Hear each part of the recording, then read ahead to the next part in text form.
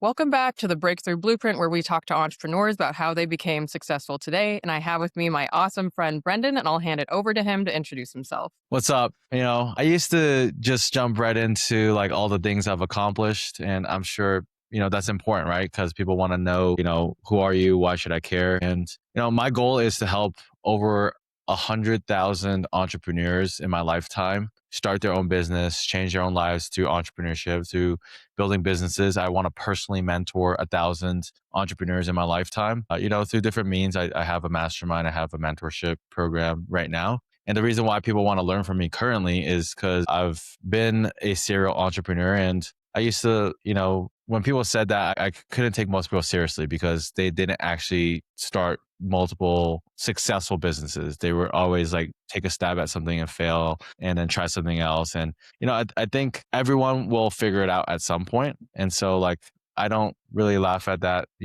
statement anymore of being a serial entrepreneur, because I think everyone, as long as you're willing to keep going and not give up, you will Mhm. figure it out. But do please, please, please stick with one industry, one idea, one, product or service for at least 6 months before you give up. Because I've seen a lot of people with shiny object syndrome that just run around, chasing the next best thing every couple months. Mhm. I grew my first business to do close to $1 million a year fixing iPhones and computers. I learned how to fix iPhones and computers through YouTube and through just hiring someone to show me how to fix an iPhone for a couple hours. And I paid them, I believe, like a couple $100 to show me. And there was one day a couple years later, we were fixing 50 iPhones in a day, charging $150 per fix. So just on that day, we made $7,500 fixing iPhones with good margins. Our parts weren't super expensive back then, and we actually only paid I think like $2 to $5 per customer on Google pay-per-click ads on just the Google search network. And so that was our first initial success. And then I went out to California and I worked on this company called Aerial Canvas. We did marketing media for real estate agents to put their listings on the market, photos and videos and agents on camera and the 3D Matterport, the drone photos, the floor plans, and property websites for helping them enhance their listing portfolio. We were able to scale that to $7 million a year in the span of 3 years. And in the last 3 years, I've spun off different projects and ventures. I have that business on autopilot. I have two directors in place managing a team of around 60 team members. And one is another real estate media company in Seattle called Acre Seattle. We're on track to do 2 million a year. One's a video editing agency. We did 800,000 last year, on track to double hopefully this year. One is a SEO and website development company called Apex Operations. And we just hit our 50K month for the first time. I also have my own mastermind. I did over 7 figures in consulting and events last year.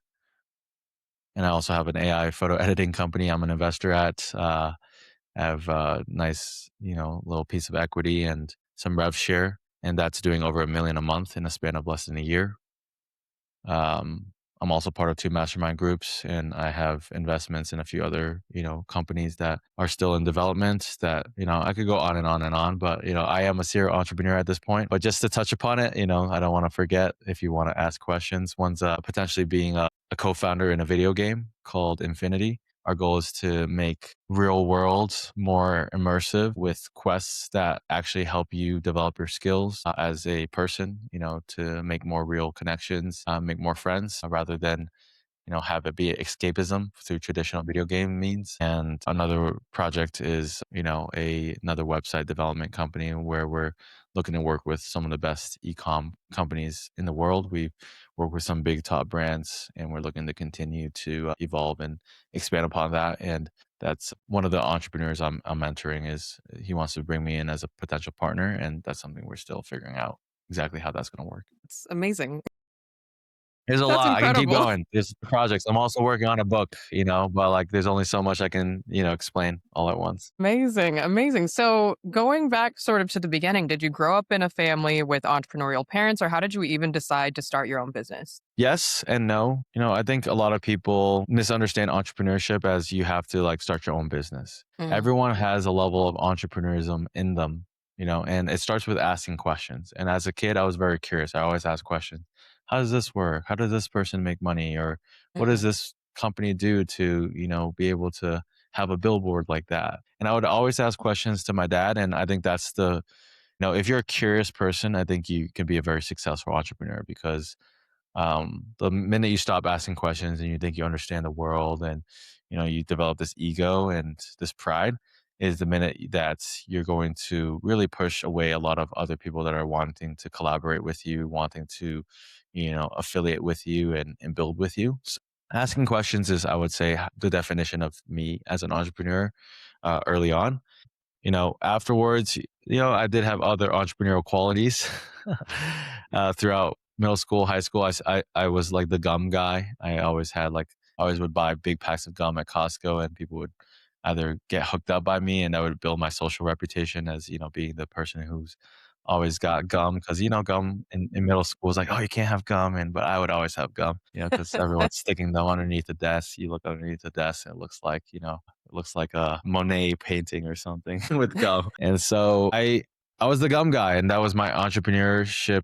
That was like the start of my entrepreneurship journey. Trading Pokemon cards, trading up, from a Diglett to a Charizard was, another entrepreneurial quality that I had. And then playing video games, I would say, was very entrepreneurial as well. I was always looking to build, get better quests, or unlock better items, build my character up. And so that also, I think, helped me develop my entrepreneurship in how I approach life. And at some point, I found myself so addicted to video games. I was playing 12, 14 hours a day, and I had to make a switch. My school schedule was fucked up. My grades were getting affected.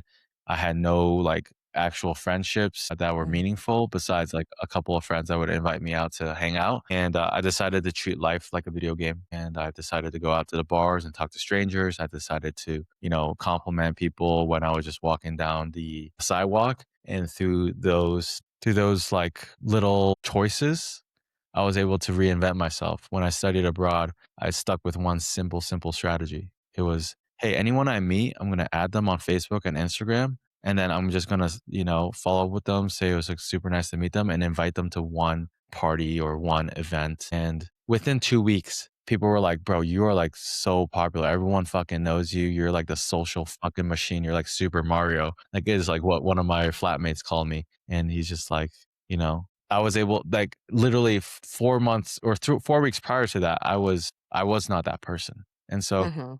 that's the beauty of having a simple strategy. You can literally Mhm. reinvent yourself really quick as long as you follow through and trust the process. And so that's what we're trying to do with Infinity, the game, which is going to launch in Medellin for a select number of players. And that's what we're going to do, or that's what I plan to do with a lot of the things that I'm working on. That is not super exclusive. Like, you have to pay me thousands, if not tens of thousands, to gain access to myself, but through my book, through my content, I want to really help just give back to the entrepreneurship, community, as well as just the larger population. Anyone who wants to try their hand at starting a business or just making money through being an affiliate, I think, is entrepreneurship as well. Wow, that's amazing. So, going back to your first company, the cell phone repair company, how did you figure out how to scale that company and then go on to scale all these other companies? Like, did you invest in coaching and mentorship? That's a good question. I would say, trial and error is something that I think a lot of entrepreneurships or entrepreneurs go through. It's just part of the journey. I think a lot of us,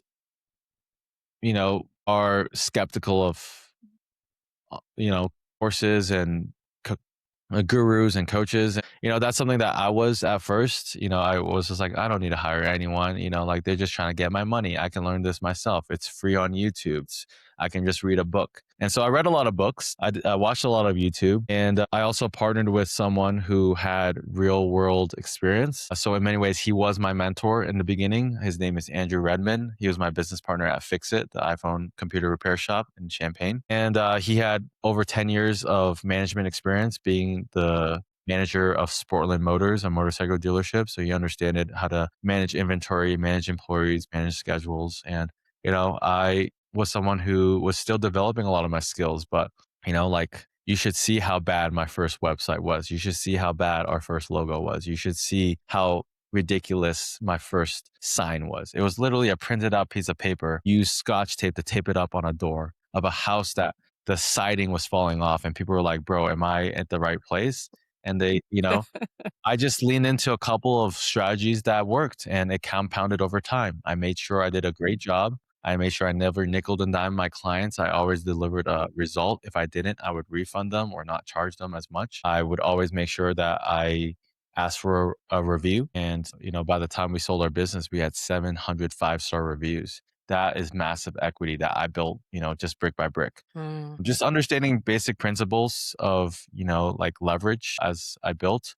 I didn't really understand the concepts entirely, but, I kind of knew just from going to college, getting a business degree, I got to do marketing, I got to do sales, I got to build, systems, and I have to have operations. And I wouldn't say college necessarily helped me with that, but just, knowing that there is a starting point to work with, I wouldn't advise anyone to go to college. Like, my video editor, I mean, unless you're doing a specific trade, like mhm. you're going in to be a doctor or you're trying to be a mechanic or engineer or plumber. I think trade schools are valuable. I think, being a doctor is valuable. I don't know. Being a lawyer, I think is very questionable at this point because I've paid lawyers $5,000, $10,000 for simple agreements that I'm like writing better agreements with, GPT that I think would hold themselves up in court, or any, you know, the contract is sound, for the most part. But yeah, it's certainly interesting to, answer your question because I don't think there's like a overnight thing like, hey, I did this and it worked. I think a lot of entrepreneurs, even I do believe in coaching now. I have 2 or 3 coaches I work with at all times, and I have 3 masterminds that I'm a part of that I either pay to be a part of or the one I'm hosting. And it works. And we've been able to shortcut success. I've been able to shortcut success for myself, for my own clients, my own students, and to a degree where it's super meaningful. Like they spent, 5K with us. They've made another 5K a month in a span of 3 months. It's just like $2,000, top line revenue return on your initial investment, in a span of 5 months. That's killer. And so, I think to answer your question, just brick by brick, like don't try to I mean, definitely if you can afford to hire someone who is exactly where you want to be, doing what you are wanting to do, that actually can show you the proof. And that's not just making their money off coaching, that actually have a successful business, in their own domain and, and like actually doing good work. They're not out of date, they're still relevant. There's some entrepreneurs that are amazing, like integrators and implementers of what they're teaching 10 years ago, but what they're teaching is less and less relevant. And there's Mm. definitely some people that teach timeless principles, that's for sure. Whether it's peace coaching, mindsets, just general business strategy on partnerships, they're a little bit more timeless, but there are more technical things that you might need to learn. Like fixing an iPhone 10 years ago, is just way different. I don't even think you can fix the iPhone in the same way. So, and same with like, marketing strategies that worked 10 years ago, like I think 20 years ago, newspapers were still relevant and they might actually have a comeback now, people like more physical, real stuff. So who knows?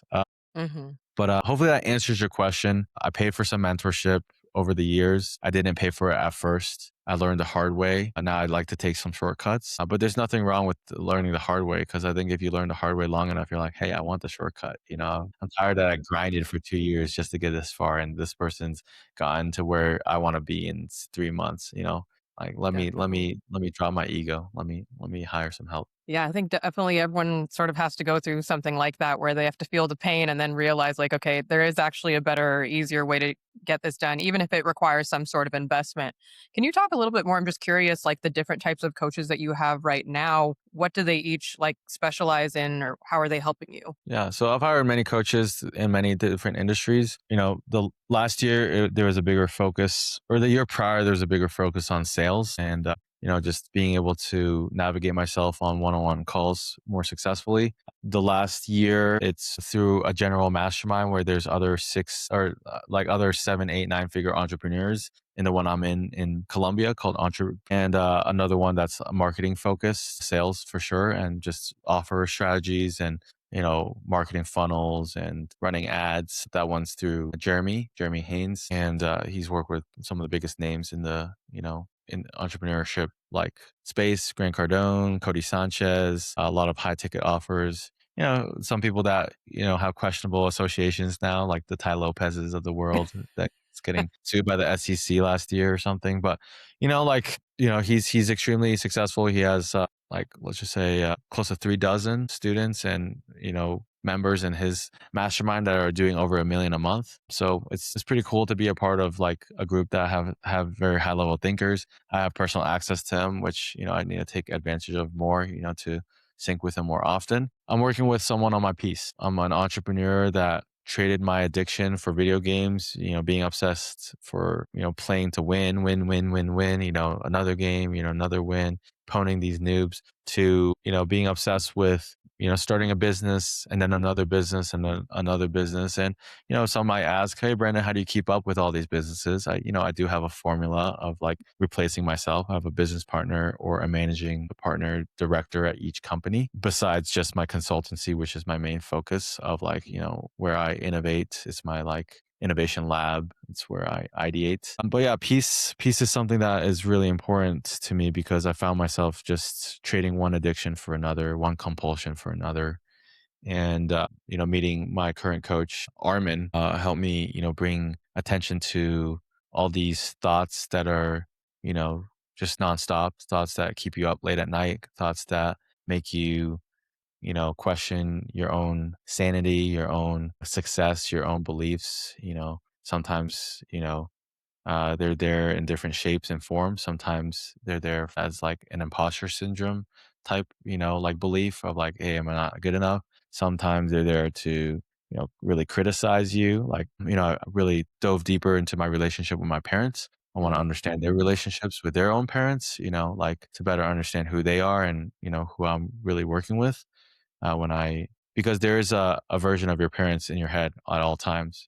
My dad's name is Jesse and my mom's Bowie. So there's that Jesse always criticizing, saying, why not A plus? That's not good enough. You're wrong, and then there's the Bowie, who's my mom, who's always been this caretaker and super accommodating, but kind of a victim that is happy, not happy, but they don't do anything about their situation that they chose to put themselves in. My mom complains, complains, complains, but she never takes like action about changing her situation. And so I see myself, in that sense many times over, in many of my own interactions on a day to day, and so I have to stop myself and be like, hey, that's the Jesse in me, or hey, I'm acting kind of like my mom in this situation and being the victim. And I don't want to just say that, those two people are negative. They've obviously everything that I am today, I have to thank them for the opportunities I've been provided. But yeah, peace coaching has been very transformational. Usually the world is a mirror of ourselves, is what I've learned over these months. And, I've obviously heard that saying in different settings throughout the years, whether I'm doing psychedelics or whatever it is. But like to truly understand, it better to see it happen firsthand because I'm observing my thoughts and I'm seeing, my reality really unfold through my thoughts. And Mhm. I'm seeing like the benefits of me having a better relationship with myself being carried forth to how I interact with my team, because the pressure I put on them was the pressure I put on myself. And now that I have less pressure, I think everyone's able to work more productively and collaboratively, not, being afraid that they're making a mistake, Mhm. which they are, but I approach it differently, right? I'm not like there to like, like be a bully or, be a asshole boss, but I'm there to be a servant leader. So, uh, the peace coaching I would say is like has been one of my primary largest investments of my own development in the last year, in the last Mhm. 6 months. And my intention is to continue doing it to a decent degree. And yeah, it's been very powerful. Wow, that's awesome. That's definitely something that I want to look into because I've never actually heard of peace coaching. I've personally tried many types of therapy and I've heard of mindset and executive coaching, but that's really fascinating. Just to change gears a little bit, I'd love to, well, congrats on being engaged and getting engaged first of all. Thank you. I'm curious, like how in a place where you live in Medellin, where from my perspective, a lot of relationships can be very transactional, and I know a lot of people, a lot of foreigners come there for these types of relationships, and they just get perpetuated in the culture there. How do you approach your relationship, and how has that helped you in all areas of your life? Yeah, I mean, I think we could probably break that question up into different phases and different stages. Hmm. for those who are listening, I think there's three stages of any business arrangement or relationship or journey. One is the initial, like, the courting, the first date, the first messages, the first, interactions. I think it's very important to be truthful. I always lead with truth. I told my wife about my history.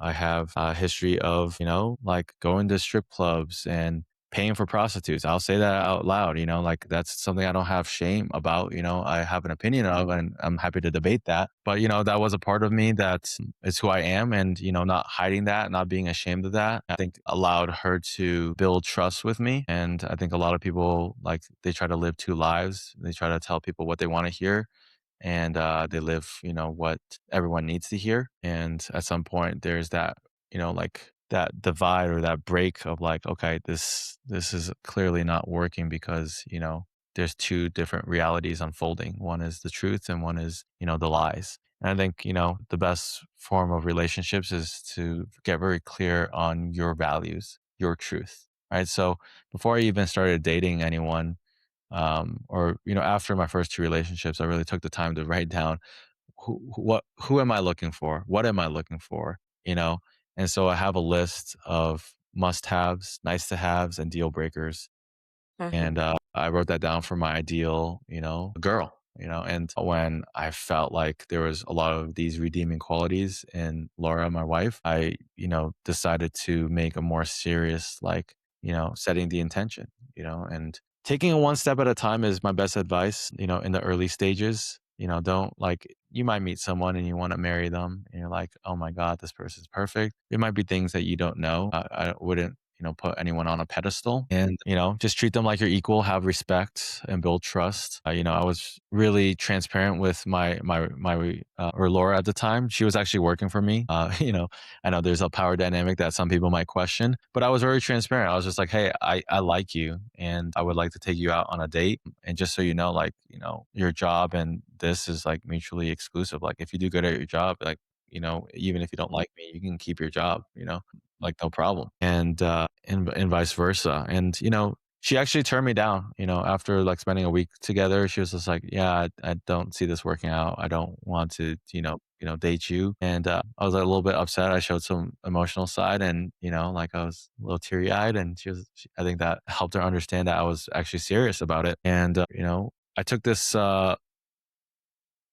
from, it's Ed Milet, right? He has like a book. What's the book called again? Yeah, The Power of One More, right? Mhm. And so I just took it one day at a time. I wasn't trying to, like, be like, oh, how do I, win her back and, get her to want me. I just said, Mhm. hey, how about let's just spend tomorrow together and let's work together. And then, after a week, she started, really growing feelings for me and from my, perspective. And then we were able to build a relationship from there. And so the power of one more, being truthful, being respectful, and then having a clear value system of like what you're looking for, and not, lying to yourself, right? The truth is the most important thing. If, there's, a couple deal breakers, it doesn't matter how hot the other person is or how successful they are, how much money they have. If they don't align with your values, something's going to break long term. And so you need to really figure out your values, because, like, principles and values, like, hopefully that's something that money can't buy. Otherwise, I don't think there are real principles or values. Definitely. Wow, I love that. Well, first of all, thank you Yeah, for and then being there's so the other layers, right? I said that's like phase 1, and then phase 2 is maintaining the relationship. Phase 4 is, like, trying to figure it out when, you're past your honeymoon period, and, you're trying to definitely. build a family, and there's new variables getting involved, needing to balance out the attention you give to, the relationship versus the other things you have going on in your life. Mhm. Amazing. No, thank you so much for being honest and open and vulnerable. I'm really Yeah, impressed not only by your business success, but like who you are as a person. So thank you for that. you're welcome. Happy to share. And I guess just to wrap things up here, then, what are you most excited for about this year, whether in your personal or professional life? Yeah. Well, AI is getting crazy, like Claude and, all of these different new tools. I'm like learning about anti gravity and, like all these tools that I knew of, but I didn't play with. And one of my employees, or a couple of my employees, have been playing with these tools. And one of them built like this software, at least this version one of a software that I'm just like, dude, that would have taken like 7 years to build. You built it in Mhm. what, 3 weeks? That's crazy, you know? And I'm like, you know, I'm competitive, so I don't think this employee is any, or this team member, he's actually my business partner because he has equity in one of my businesses, but he has an employee role as well. I don't think he's any smarter than me or better than me. So I'm just like, I'm trying to get in it myself. I'm very excited to build with it, build a lot of tools with it, build a lot of value for the community with it. I share what Mhm. I'm building. I'm looking to realign. There's some things that I need to close the chapters on. I'm a serial entrepreneur. There's a lot of things that I've started that might not serve me anymore. I'm looking to, prioritize my health. I feel like I say that every single year. I feel like a lot of people do, right? About just taking more practical approaches. I recently did a comprehensive health test in Bangkok. Mm, mm, Pay $2,000 for like getting everything measured, everything tested. And, I'm not healthy. And that's the mm, fact. My cortisol levels are probably higher than they should be. My sleep scores were pretty fucked this last year. And I'm obese is in literally the category of being obese at the very top, or like at the very beginning. I'm not like, 150 pounds overweight, but I am obese. I have high, cholesterol and all that stuff. And so I'm trying to address that, and my wife is helping with it. mhm, We informed our maid of a new diet, which is much more protein and healthy fats like avocados, and less red meat, and less carbs, less sugars. Though it's very hard, there's still candy somewhere, and that we brought back from our trip in Asia that they're just so delicious. So I'm taking one step at a time, is what I like to say, right? mhm, Um, and then, hit the gym, was active 3 times last week, hitting the gym, playing squash, trying to keep that consistent. But I'm already observing things that are, not working out. As in, like, I just stacked my calendar this week that I didn't even leave enough time for the gym. I'm making more commitments than I should, you know? And then there are things that are happening that are, like, realistically, like most people would be reactive towards. We lost 40% of our consulting clients in the last 4 months. And usually we would just end up getting new consulting clients. mhm, And, I am and I have in different ways. I'm not necessarily for my consulting offer, but just new business partnerships I'm working on. But, we're one, reinventing the offer, but two, we're really taking, that as a blessing in disguise. Life happens for us, not to us. Us having the opportunity to really work on how do we create version 3 of our offering if we so choose. And, just figuring out what we need to not just accept, but actively say no to, to really build. Like I think all of us, we all have 24 hours in a day. There's only so much, new opportunities, new relationships we can take on. And I just want to be mindful of, any relationships that I take on are the ones that are definitely, serving mhm. my growth and my future and what I'm looking to build for everyone around, that's along for the journey that wants to, build with me. Definitely. Amazing. Well, I'm looking forward to seeing all the things that you continue to do, and I'd love to do another podcast with you in 6 to 12 months and see where you are then. Yeah. Awesome. Awesome. Yeah. And I love to, be able to serve you as well. There's a book I read called The Art of the Deal, or there's this book I drafted called The Art of the Deal Maker. It's a free book, helping you build massive value through your network without spending a dollar, just through your connections and your hustle. I like to share that with you and your community. And someone read the book. He said on the first day he made $1,000 just off making a connection. And so, I think that's something that you can use to potentially help yourself, make this podcast a little bit more, I guess, help you understand how you can monetize it better and faster Mhm, without even having to wait till sponsors come into play. mhm. Amazing. Thank you so much. Well, You're looking forward welcome. to having you on the podcast again in the future. And for everyone else, please tune into the next episode of the Breakthrough Blueprint.